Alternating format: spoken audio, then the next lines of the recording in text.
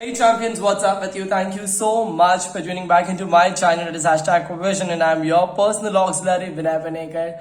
Tuning up back with another important video of how to do a presentation of your English paper tomorrow, which is going to be, and I want you to understand that what is the important aspect that you're going to keep in your mind while writing down English paper of your board examination.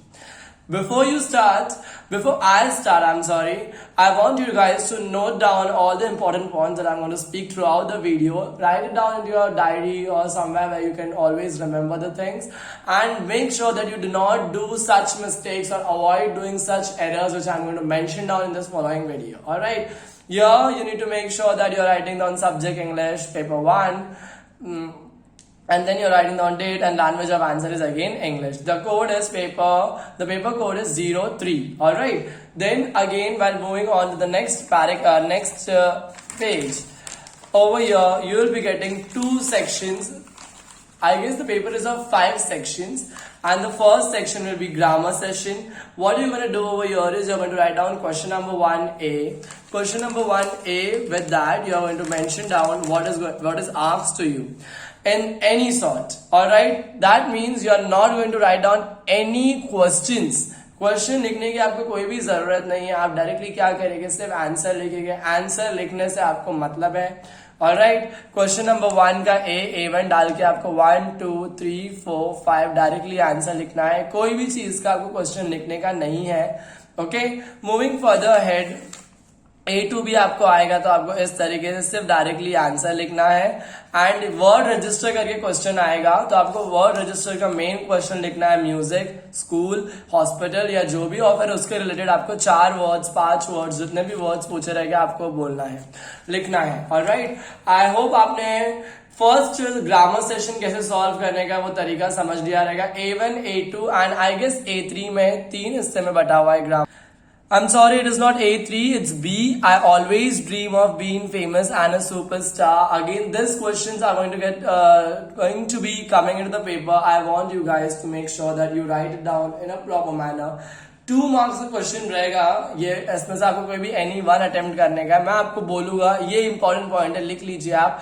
2 mark का any one question जहां पर उसने आपको बोला, आप make sure करो कि आप दोनों पे लिखते हो.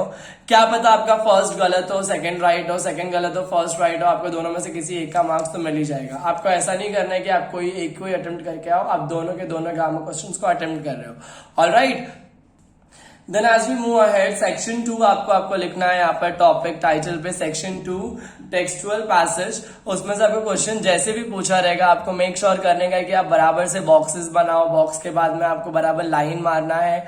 लाइन मारने के बावजूद आपको अगर ऐसा लग रहा है कि मुझे यहाँ पर कुछ अच्छा यूनिक डिजाइन देना चाहिए या इसको और मैं इंटरेस्टिंग बना सकता हूँ आंसर को, तो आपको वो सारे पैटर्न्स फॉलो करके आपके आंसर को बहुत ही अट्रैक्टिव और आई कैचिंग बनाना है. Alright, then moving further head, आपको यहाँ पर 3-4 क्वेश्चन पूछे रहेंगे जो 10 मार्क्स के लिए आपको आएंगे. There are 5 questions, A1, A2, A3, A4, A5 करके आपको सारे क्वेश्चंस के आंसर लिखना है. Do not ever tend to write down any questions until and unless अगर आपको क्वेश्चन ट्रू और फॉल्स पूछा है, आपको ट्रू और फॉल्स में क्वेश्चन लिखने की जरूरत है. फिल इन द ब्लैंक्स में क्वेश्चन लिखने की जरूरत है. बाकी उसके अलावा आप कहां पर भी क्वेश्चन लिखना मत, वो आपका वेस्ट ऑफ टाइम रहेगा. आप आप राइटिंग स्किल्स के ऊपर अपना पूरा 100% नहीं दे पाओगे अगर आप सारे क्वेश्चंस लिखने बैठते हो तो. ओके, तो आप क्वेश्चंस को अवॉइड करना. ये बात नोट डाउन कर लीजिए वापस डायरी में कि आप ट्रू और फॉल्स और फिल इन द ब्लैंक्स के ही क्वेश्चन लिख रहे हो. फिर आपको A5 करके क्वेश्चन आएगा, वो आपका रहेगा पर्सनल रिस्पॉन्स क्वेश्चन. आपको मेक श्योर करने का कि आप पर्सनल रिस्पॉन्स को एकदम बराबर से लिख रहे हो, उसमें कोई डाउट नहीं आना चाहिए आपको लिखने के टाइम पे, और सामने वाले को लगना चाहिए कि आपने अंडरस्टैंडिंग कंसेप्चुअली और थियोरेटिकली आपने बराबर लिखा है. आपका जो ये पर्सनल रेस्पॉन्स है, यहाँ पे मेक श्योर करो कि आप एटलीस्ट 10 to 15 लाइंस यूटिलाइज कर रहे हो पर्सनल रेस्पॉन्स लिखने में. अगर आपको बराबर से आंसर नहीं आता है तो the length of the answer can also help you gain good marks. So I request you guys to go across certain personal response question in the textbook or guide if you are having it, and make sure that you know strengthen your personal response writing skill. All right.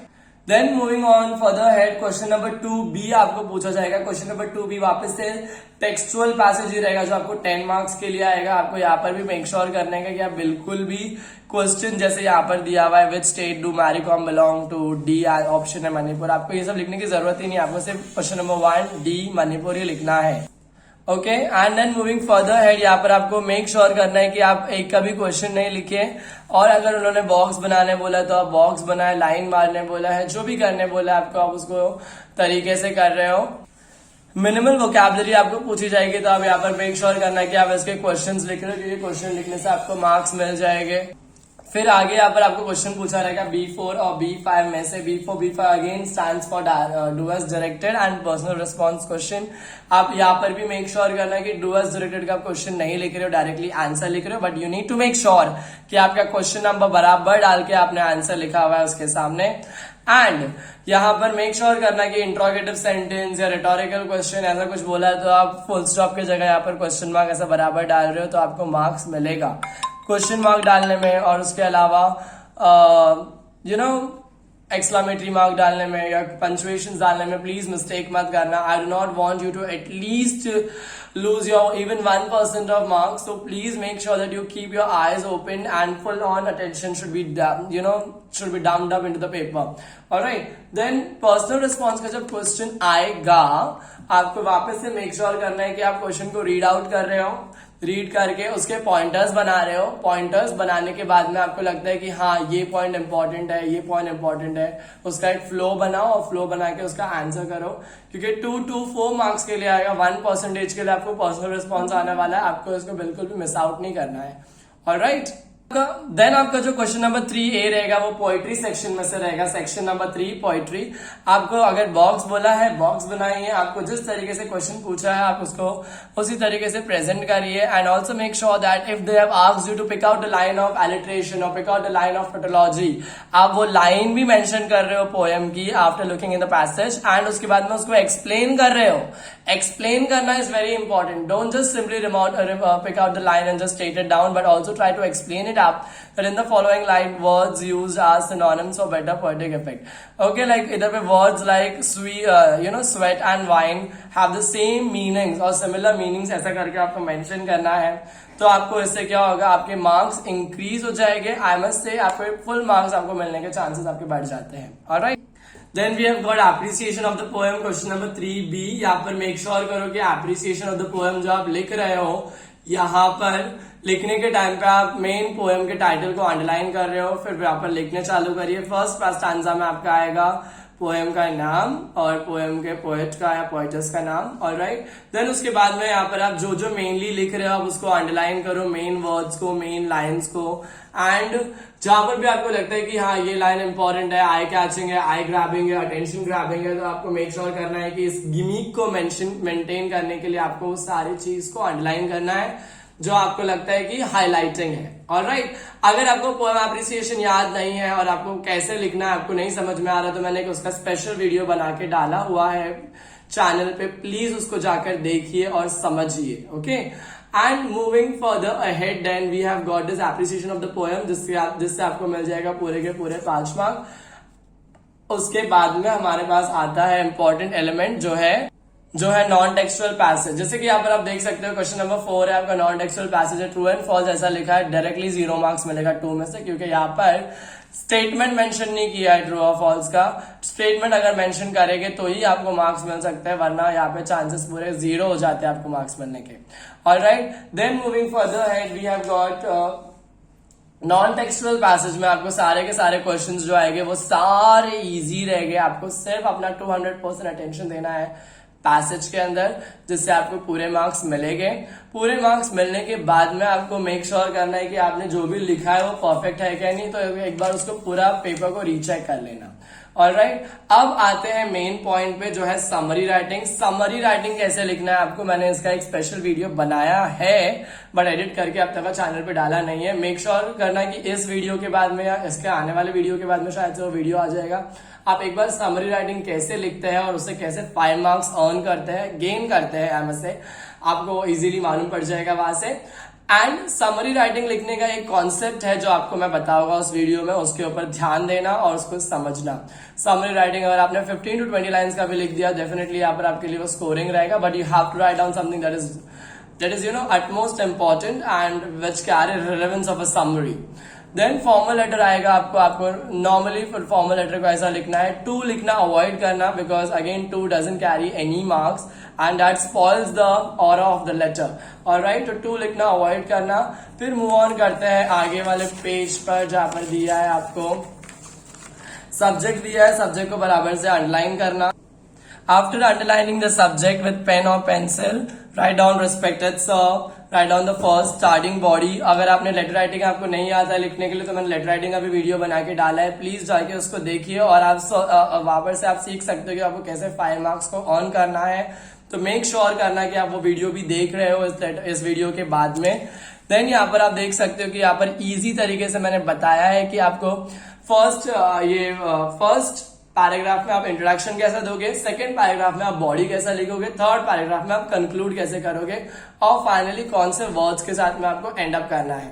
ये यहाँ पर भी इस video को, इस paper को देखने के बाद में आप उस वीडियो को जरूर देखना, क्योंकि again that is scoring. Okay, then moving further head we have got verbal to non verbal. इस तरीके से आपको फ्लो चार्ट बनाने आ सकता है, पाई डायग्राम आ सकता है, या तो वेब डायग्राम आ सकता है, तीनों में से कुछ भी आ सकता है। आपको वो बनाने आना चाहिए। वो बनाना आता कैसे है या वो कैसे करना है, उसके लिए भी मैंने वीडियो बना के जस्ट अभी डाला है। आप देख सकते हो वीडियो को और अपना पूरा इंफॉर्मेशन वहां से ग्रैब कर सकते हो। Alright, moving further ahead we have got again important aspect of speech. Speech writing में आपको लिखना है सैल्यूटेशन, सैल्यूटेशन के साथ में आपको लिखना है बॉडी के साथ में आपको लिखना है कंक्लूजन। इसी बीच में आपको एक आई ओपनिंग स्टेटमेंट डालना है स्पीच के अंदर, एक फैक्ट डालना है या कोई कोटेशन डालना है या कोई वन लाइनर डालना है, जिससे आपको मार्क्स स्कोर करने में और भी इजीनेस आ जाएगा एंड उसके वजह से आपका स्पीच राइटिंग जो है वो एकदम ही standing out of the box दिखेगा। Alright, and I want you guys to get that full 5 marks and hence I would tell you and suggest you that speech writing के जो ऑप्शन में आपको आता है व्यू काउंटर व्यू, उसको please attempt मत करना, it's just useless and instead of that you will not get gain marks in that, but in speech writing surely if you are attempting this one you are going to get marks. Okay, तो make sure करना कि आप speech पे ज्यादा ध्यान दे रहे हो और what is that thing, yes, view and counter view को आप टोटली इग्नोर एंड अवॉइड कर रहे हो। ऑलराइट, मूविंग फर्दर है 10 मार्क का भी जो कंटेंट अपना बचता है वो है क्रिएटिव राइटिंग में से।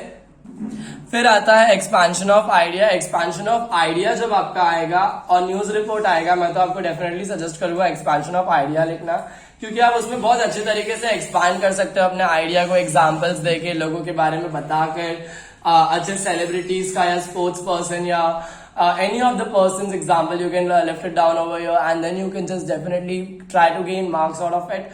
With that, I would also tell you that expansion of idea is something in which scoring again becomes very easy because you know that what is an idea all about. अगर आपको ऐसा लग रहा है कि कोई relevant topic है जो आपके दिमाग में ऑलरेडी था और आपको इस चीज के बारे में एक्सपांड करने आता है, तो ही आप उसके लिए ऑप्ट करना, वरना न्यूज रिपोर्ट के लिए जाना। But I would say personally that expansion of idea को चूज करना in comparison to news report would be a better option. I want you guys to make sure here that expansion of idea के ऊपर आप focus ज्यादा करो। मेरे ख्याल से आपके पास 10 या 11-12 expansion of idea directly text book के अंदर ही दिए हुए हैं, आप वहां पे उसको जाके प्लीज एक बार पढ़ लेना एंड उसी के साथ में आप कहीं और से भी रेफरेंस मटेरियल निकाल के एक्सपेंशन ऑफ आइडिया को करने की कोशिश करना, क्योंकि उससे आपके मार्क्स बढ़ने के चांसेस ज्यादा है। पोएम की लाइंस भी यहाँ पर आप लिख सकते हो, अगर आपको कोई लगता है कि आपके पास एक फेवरेट पोएम है आपके दिमाग में जो बैठी हुई है और आप उसके बारे में आप एक्सपेंशन ऑफ आइडिया में कोरिलेट करके लिख सकते हो, तो प्लीज लिखिए। क्रिएटिव राइटिंग बोला गया, तो जितना आपका क्रिएटिविटी आप दिखा सकते हो यहाँ पर, तो उतना आपके लिए बेनिफिशियल रहेगा एंड उसी की वजह से आप मार्क्स स्कोर करने में भी इजीली स्कोर कर पाओगे। Alright, lastly I would like to come on to the point that developing a story और narrating an experience. Developing of story और नरेटिंग एन एक्सपीरियंस में क्या होगा पता है कि आपको एक स्टोरी का या तो एंड दिया रहेगा, आपको उसका बिगिनिंग करना है, या तो बिगिनिंग दिया रहेगा उसका एंड करना है। ऑलराइट, आपको इसमें एक बात मेक श्योर करना है कि आप एक टाइटल के साथ में शुरुआत करो। टाइटल के साथ में शुरुआत करके एक बहुत ही अच्छा जिस्ट लेके आओ कहानी में। और जिस तरीके से आप इधर पे लिखोगे, जितनी आपकी क्रिएटिविटी दिखाओगे, उतने ही आपको मार्क्स स्कोर करने में इजी होगा. आई रियली होप कि ये वाला सेक्शन जो है आपका डेवलपिंग अ स्टोरी और नरेटिंग एंड एक्सपीरियंस का, आई होप इजी आए और आप डेफिनेटली यहाँ पर बटरी मार्क्स स्कोर कर सको. एंड विद दैट मैं आपको बताना चाहूंगा कि यहाँ पर जो है, अगर आपको बोला है एंडिंग लाइंस दिया हुआ है और आप स्टोरी को बिगिन करिए, तो प्लीज मैं आपको बोलूंगा कि आप वही वाले स्टोरी को प्लीज सिलेक्ट करना जिसके एंडिंग लाइंस दिए हुए हैं. क्योंकि आप स्टार्टिंग में लिखना चाह रहे हो और सामने वाले को समझ में भी आ रहा है कि वो लिख पा रहा था, शायद से टाइम हो गया रहेगा, इसके लिए एग्जामिनर ने पेपर छीन लिया होगा या ले लिया होगा, इसलिए वो पूरा लिख नहीं पाया. बट आपका ट्रायल जो है वो दिखेगा वहां पर और सामने वाले एग्जामिनर को समझ में आएगा. On that basis he can give you marks. Alright. And in comparison, अगर जिसमें आपको ऑलरेडी दिया हुआ है कि स्टार्टिंग में ऐसा हुआ है, आप आगे क्या लिखना चाहोगे, और अगर आपका कहानी वहां पर रेलेवेंट नहीं लग रहा है, आपका स्टोरी वहां पर इररेलेवेंट जा रहा है, तो again scoring marks become a hefty task for you. Alright, so I would definitely suggest you go with the end lines, and this is how you're going to do your English paper presentation. I hope you have understood the video till this end. To definitely share, wait a minute there. You definitely share the video with all your champions and also like and subscribe my channel if you have not done it yet. I hope you have understood it till this section. Give it a big fat thumbs up, like the video, and I wish you all the very, very, very best for your English paper. I know you're going to be rocking in it. So all the best. Thank you.